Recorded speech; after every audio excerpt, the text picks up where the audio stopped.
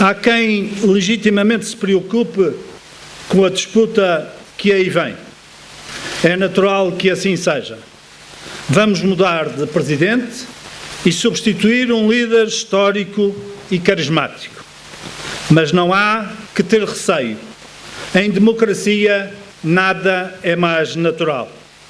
E acredito que do debate salutar, se todos contribuírem para isso, nascerá um partido mais preparado, mais forte e até mais unido após este ato eleitoral.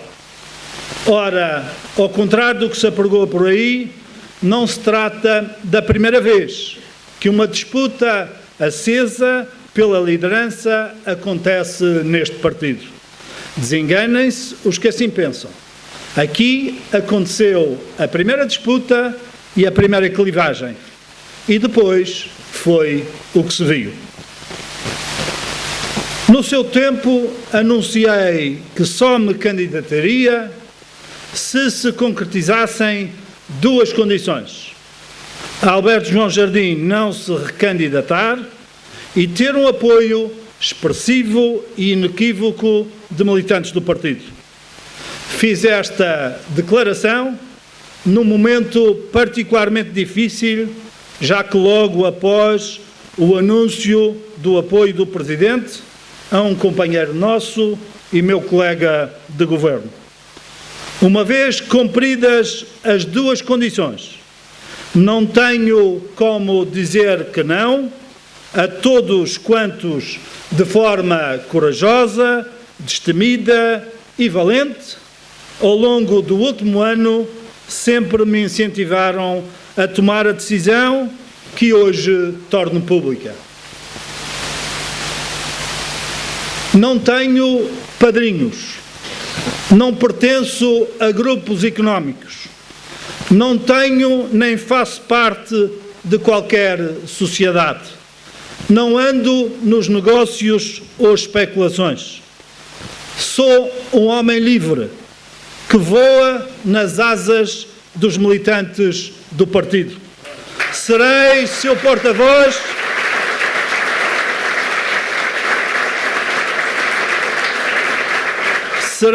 porta-voz e intransigente defensor a todo o tempo, com exclusividade. Sou homem determinado e sem medo. As ameaças insólitas e inesperadas resvalam na couraça que os militantes fazem à minha volta. Aqui estou eu, exposto às balas e pronto a dar luta pelo meu partido, pela minha terra, por todos os madeirenses. É por isso que hoje me afirmo como candidato e me apresento orgulhosamente perante vós. Quero ser líder de um partido vencedor, um partido conforme a sua matriz, interclassista, que qualquer período de larga abertura de porta não permita alterar o seu ADN. Quero um partido social-democrata à nossa maneira. Quero um partido reforçado em todos os concelhos onde pretendo reintroduzir organismos concelhios, garantindo-lhes mais autonomia. Não posso querer mais autonomia para a região e não defender para a nossa estrutura partidária concelhia essa mesma autonomia. Nessa perspectiva, defendo a revisão da lei eleitoral, visando o regresso dos círculos eleitorais por concelho, por forma a que todos se sintam efetivamente representados no Parlamento. São roubados no Funchal por barões da estrutura partidária, normalmente eleitos a reboque, quantas vezes sem a representatividade exigível para o efeito. Quero um partido moderno e preparado para os novos tempos, os novos paradigmas, as novas questões, as novas solicitações. Quero um partido que cuide do presente e dos mais velhos e encontre respostas para o futuro dos nossos filhos, dos nossos netos. Quero um partido solidário com os mais fracos, com os que mais precisam. Quero um partido lutador, empenhado e determinado em matéria autonómica. Quero um partido aberto, distendido e democrático.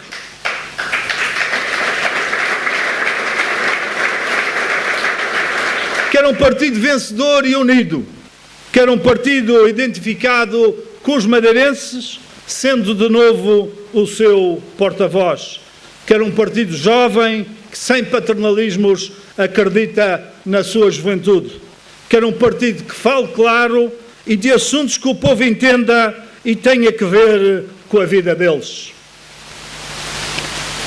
Estou no PPD-PSD desde 1974. Sou filiado número 35. E se não for à idade, era seu fundador também. Sou filiado número 1 da JSD, organização que um punhado de amigos e companheiros ajudei a fundar aqui na Madeira. Sempre estive aqui e daqui não penso sair. Não aderi ao partido do poder. Nessa altura não era poder. Bem pelo contrário. Subi árvores e colei cartazes, sem vergonha, sem medo, com coragem e com muito orgulho. Fui quase tudo.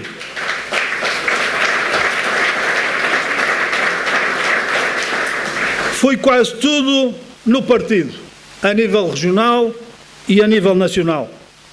Falta-me ser presidente. E é para isso que vou trabalhar a partir de agora e conto com a vossa preciosa e imprescindível ajuda. Fui parlamentar na Assembleia da República e na Assembleia Legislativa, com muita honra, numa experiência gratificante e útil para poder ser o político que sou hoje.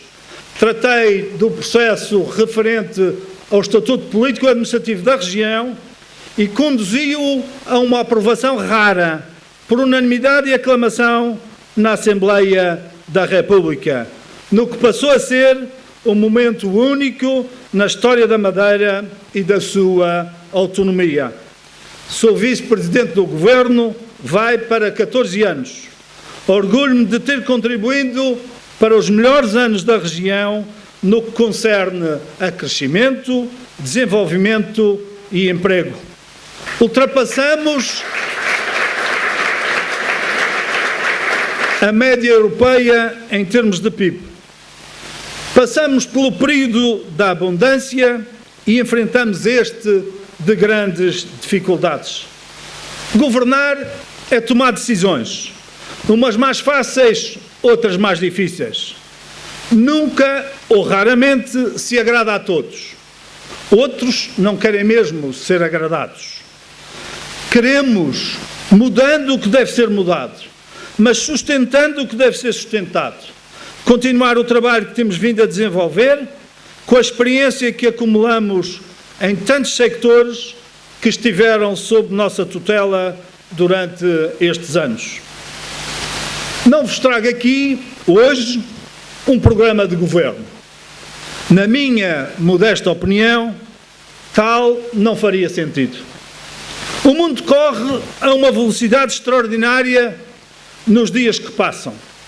A conjuntura e as circunstâncias alteram-se muito rapidamente, quase diariamente. É insensato prever a 2 anos de distância a situação do mundo, da Europa, de Portugal e, consequentemente, da Madeira. A seu tempo trataremos disso, mas lá para a frente, quando estivermos na posse dos indicadores que nos permitam, com competência, prever e preparar o futuro, para juntar a tudo o que temos vindo a recolher, com a colaboração de muitos com quem ativamente temos estado a trabalhar. Para além do mais, convém relembrar que estas são eleições para o partido e não para o governo. Quem vencer o partido terá 1 ano à sua frente para tratar de unir as hostes, reunir a equipa, elaborar o projeto e caminhar para ganhar as eleições regionais. São as pessoas que estão no centro da nossa candidatura. Tudo mais é instrumental. A economia, as finanças, a educação, a saúde. E gira à volta delas. Sobretudo as que mais precisam, as que foram menos bafejadas pela sorte e as que agora, fruto desta difícil conjuntura, sobrevivem em cima de muitas dificuldades. Os mais velhos estão castigados por uma política insensível que os ostraciza. Os mais jovens sem oportunidade e com a imigração como destino mais provável. Os pais que tiveram gastos imensos para educar os seus filhos e sofrem com a frustração de tantos, com o curso feito e sem o trabalho que merecem para poderem pensar legitimamente na sua vida. Os desempregados, os que estando empregados já não conseguem fazer contas à vida. Disse em tempos ao primeiro-ministro deste país que para salvar Portugal não era preciso matar os portugueses. Quantas vezes nos parece que não está sendo esse o caminho, infelizmente. Temos de ser solidários com as pessoas, ativamente solidários, no partido e depois no governo. Temos a lei e os argumentos do nosso lado, mas não basta ter uma grande autonomia no papel. Precisamos de conteúdo e que o Estado cumpra com as suas obrigações.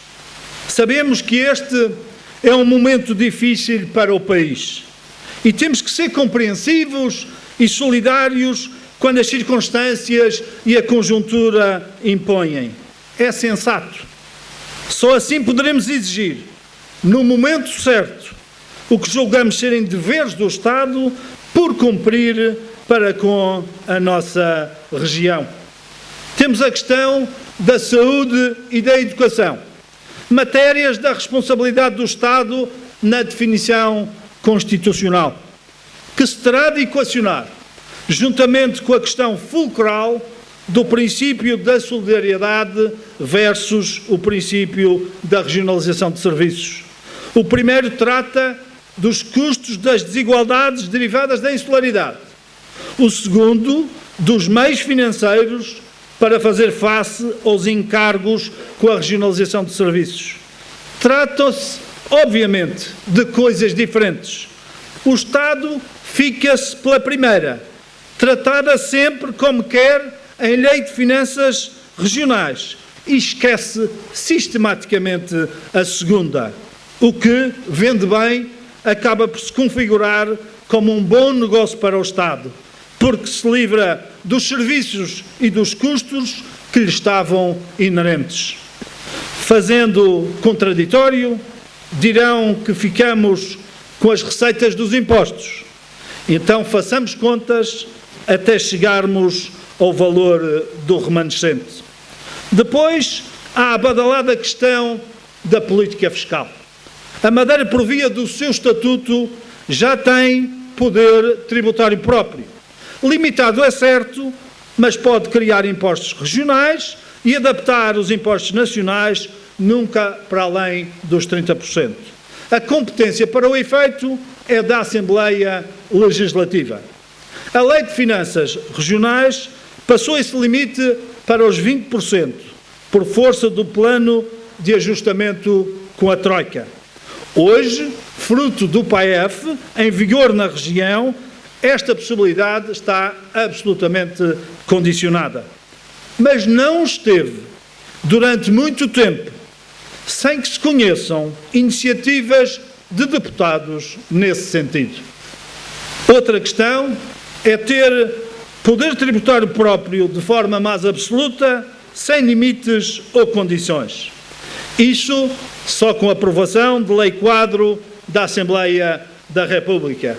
Dadas as circunstâncias, mais vale esperar sentado, mas sem desistirmos, porque trata-se de questão crucial para o nosso futuro. O que não se pode é prometer para amanhã o que com honestidade e realismo só se conseguirá bem mais tarde.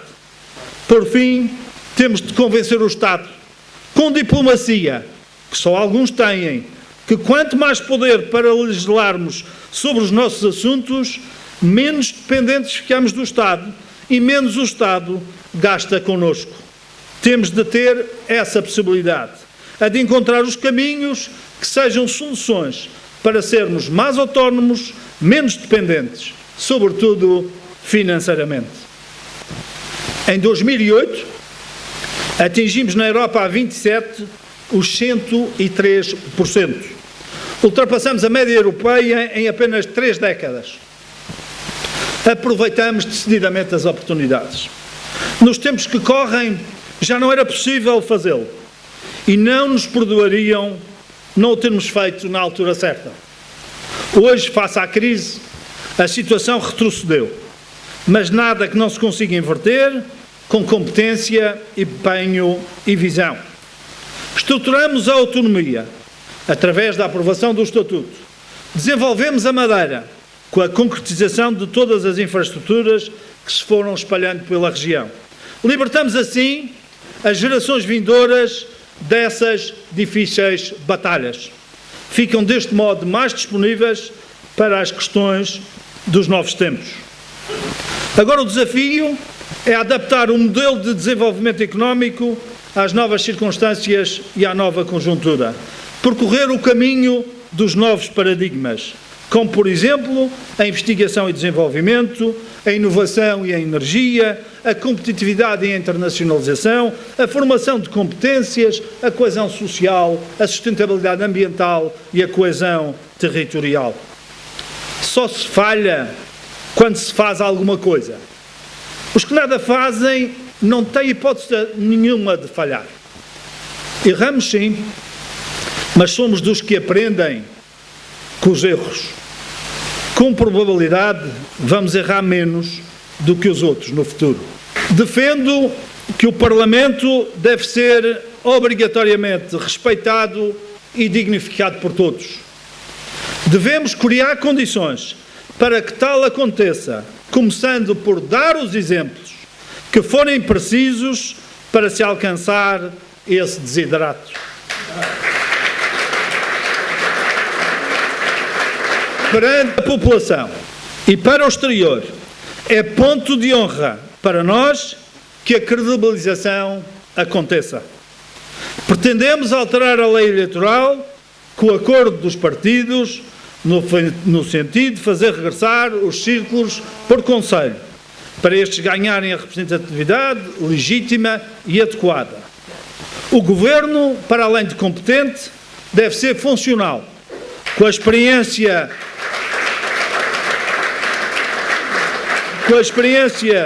que adquiri, acho que a fórmula do Governo anterior alcança melhor esse objetivo. E não me venham com a falácia da diminuição da despesa, porque não é assim que as coisas funcionam. Não é no cume da pirâmide que se resolve essa questão. O Governo deve ser ágil, eficiente, desburocratizado e próximo dos cidadãos. Felizmente para o PSD, os órgãos do partido e os seus militantes, de forma expressiva, não concordaram com tal pretensão. Os tempos que atravessamos são muito difíceis para as pessoas, para as famílias, para as empresas. As medidas que o Governo da República vem tomando atingem de forma dolorosa a generalidade dos portugueses. Por força disso, a clivagem entre o Governo e a sociedade civil é grande e está a atingir um ponto de saturação social. Querer fazer eleições nesta altura pode ser do interesse privado de algumas pessoas, mas não seria, com certeza, do PSD da Madeira.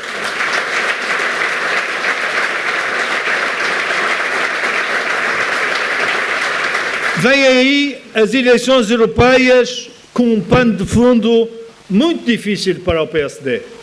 Concorremos coligados a nível nacional e o parceiro de coligação já anunciou não ir fazer campanha na região. Precisamos de ter um eurodeputado da Madeira em Bruxelas, de onde o apelo para que neste período e quanto a esta matéria ponhamos as nossas divergências de lado em prol de um objetivo que deve ser comum: contribuir para a eleição da nossa candidata. Se há coisas que neste partido nunca admitiremos, é que se ponha em causa a liberdade que nos é tão cara e tanto nos custou a conquistar. Se há coisas que não permitirei que neste partido aconteçam, são as ameaças, as pressões, as perseguições, sejam feitas por quem for, do jeito que for, contra quem for. Conosco mudará o que for preciso mudar, mas haverá respeito pelo legado histórico que é património deste partido e que a todos deve orgulhar.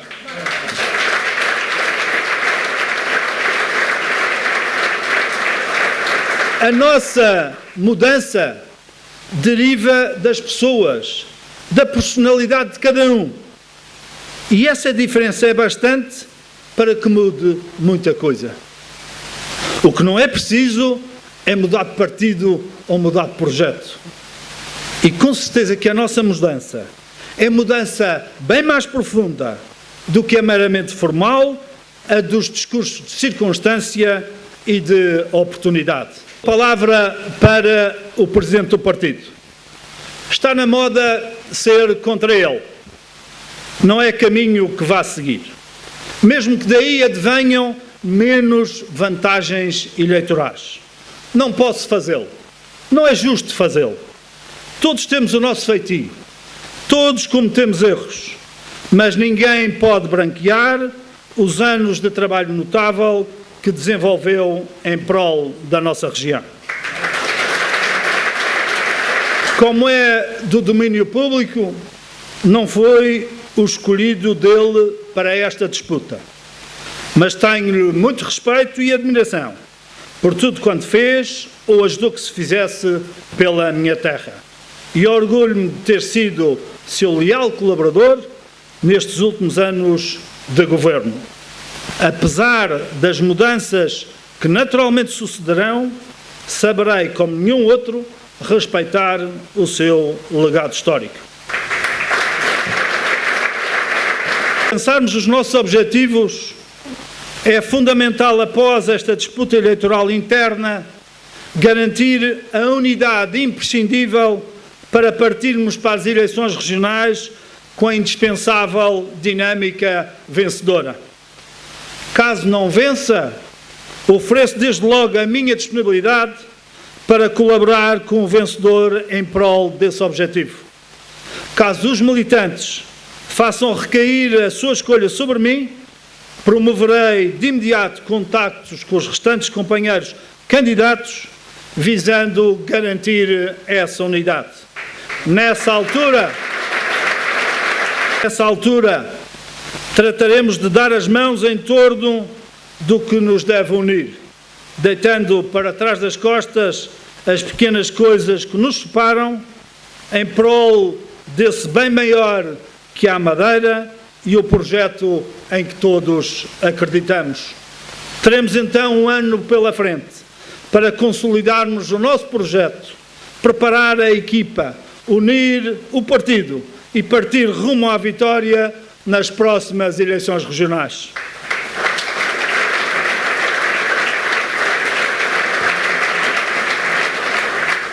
Aqui por detrás tenho 3 cartazes com 3 palavras de ordem que sintetizam muito bem a nossa candidatura. Temos um projeto, uma equipa e um líder. Queremos vencer para depois unir, porque para nós o mais importante são as pessoas.